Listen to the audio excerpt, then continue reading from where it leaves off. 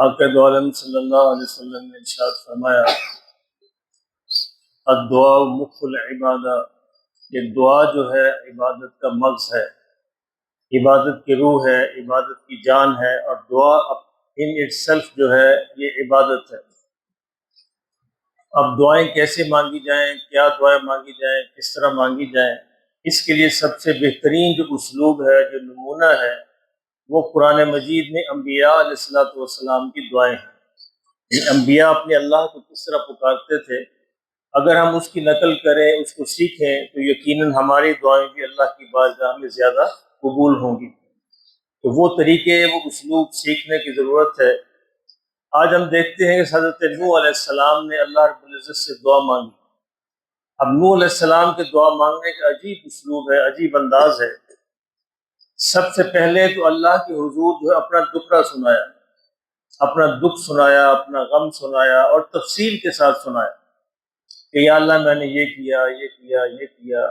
اور اس کے بعد ایک جملہ ہے بس دعا کا، یعنی یہ بھی ایک انداز ہے کہ اللہ کے سامنے باتیں کی جائیں، اللہ سے اپنا دکھڑا سنایا جائے، اللہ کو اپنا دکھ شیئر کیا جائے۔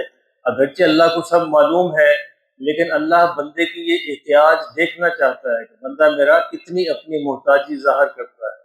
اب نوح علیہ السلام اللہ رب العزت سے کہتے ہیں، قال ربی انی دعوت قومی لیلا و نہارا، میرے مالک میں نے اپنی قوم کو دن کو بھی پکارا، رات کو بھی پکارا، فلم یزدہم دعائی الا فرارا، میرے پکارنے پر وہ اور زیادہ بھاگنے لگے، بجائے اس سے کہ میرے نزدیک آتے، میری بات کو سنتے، وہ اور زیادہ بھاگنے لگے۔ وَإِنِّي كُلَّمَا دَعَوْتُهُمْ، اور میں نے جب بھی ان کو پکارا، لِتَغْفِرَ لَهُمْ، تاکہ آپ انہیں معاف فرما دیں، جَعَلُوا أَصَابِعَهُمْ فِي آذَانِهِمْ، انہوں نے اپنی انگلیاں اپنے کانوں میں ٹھونس لی، کان ہی بند کر لیے، میری بات نہیں مولا انہوں نے سنی۔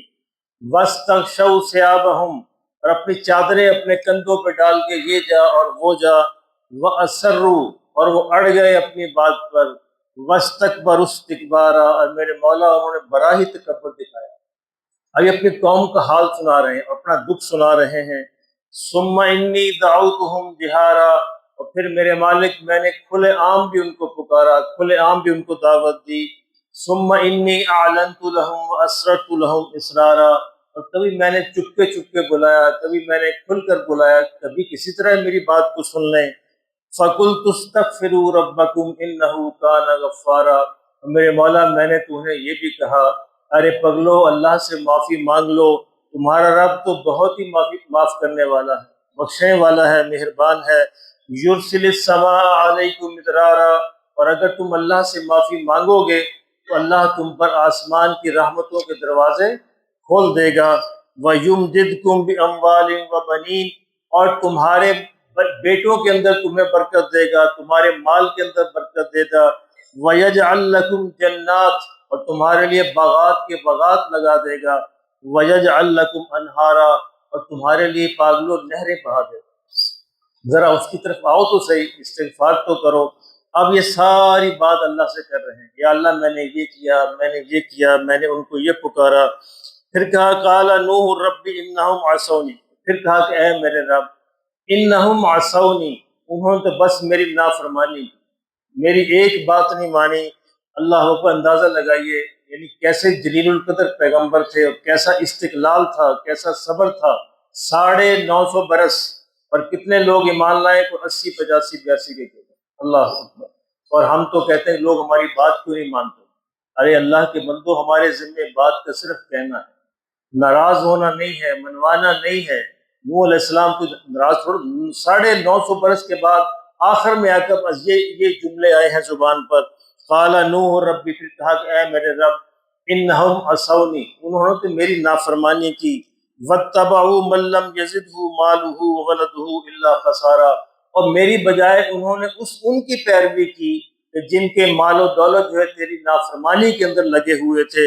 وَمَكَرُوا مَكْرًا كُبَّارًا، اور میرے خلاف انہوں نے بڑی چالیں چلی، یعنی بجائے بات سننے کے الٹا میرے خلاف انہوں نے چالیں چلی۔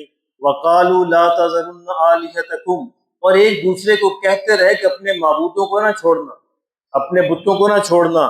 ولا تذرن ودا ولا سواع، بتوں کے نام رکھے ہوئے تھے، یہ ود ہے، یہ سوا ہے، اس کو بھی نہ چھوڑنا، ولا یعوس و یعوق و نسرا، اور نہ یغوس کو، نہ یعوق کو، نہ نصر کو چھوڑنا، وقد اضلوا کثیرا، میرے مولا انہوں نے بہت لوگوں کو گمراہ کیا۔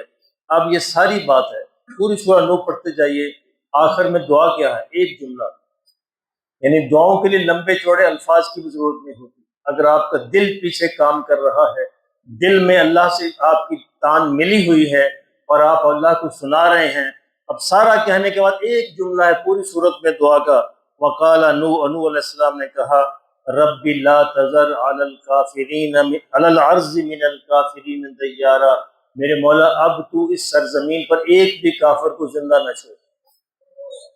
بس کافی، اللہ نے سن لیا، یعنی پہلے پورا دکھڑا سنایا، پورا غم سنایا، پوری اپنی کارگزاری سنائی، پورا اپنے حالات سنائے، اور اس کے بعد ایک جملہ ہے کہ مولا اب اس سرزمین پر بس ہو گئی میری، اب تو ایک کافر کو بھی زندہ نہ چھوڑ۔ اللہ نے کہا بس ایسے ہوگا؟